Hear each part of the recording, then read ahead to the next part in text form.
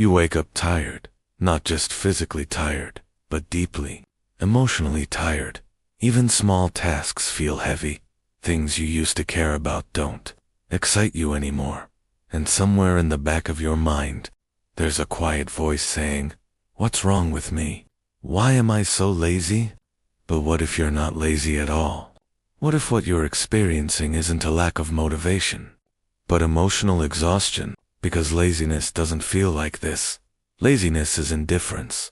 What you feel is weight. And today, we're going to talk about why so many people believe they're lazy, when in reality, they're emotionally burned out, and what you can do about it. From the outside, emotional exhaustion doesn't look dramatic. You're still showing up. You're still functioning. You're still doing what needs to be done. But inside, everything feels harder than it should. You procrastinate not because you don't care, but because starting feels overwhelming. You rest, but you don't feel rested. You scroll, you distract yourself, yet the tiredness never really goes away. And the more this happens, the more you blame yourself. You tell yourself, you just need more discipline, more willpower, more motivation. But discipline can't fix exhaustion, and beating yourself up only makes it worse. Emotional exhaustion builds slowly. It comes from carrying too much for too long, from constantly being fine when you're not, from pushing through stress without giving yourself time to recover, from always being available, always adapting, always holding it together. It's not one big breakdown, it's 1,000 small moments where you ignore what you feel because life doesn't slow down, and eventually, your system reaches a limit. Your body might still move, but your mind resists, not because it's weak, but because it's trying to protect you. Laziness says, "I don't care." Emotional exhaustion says, "I care so much that I have nothing left." That's a big difference. When you're emotionally exhausted, your brain goes into survival mode. It starts conserving energy. That's why simple decisions feel draining. That's why creativity disappears. That's why motivation feels unreachable. Your mind isn't broken, it's overloaded, and society doesn't help. We live in a culture that glorifies constant productivity. If you're tired, you're told to push harder. If you slow down, you feel guilty. If you rest, you feel like you're falling behind. So instead of listening to exhaustion, you fight it. You force yourself to keep going, while quietly resenting everything you have to do. And over time, that resentment turns inward. You start believing there's something wrong with you. But here's the truth. Your nervous system doesn't care about your to-do list. It cares about safety, recovery, and balance. And when those are missing, motivation shuts down. That's why no amount of inspirational quotes fixes this. That's why productivity hacks stop working, because the issue isn't effort, it's depletion. So how do you know if you're emotionally exhausted? You feel tired even after sleeping. You avoid tasks you actually want to do. You feel numb instead of sad. You feel irritable over small things.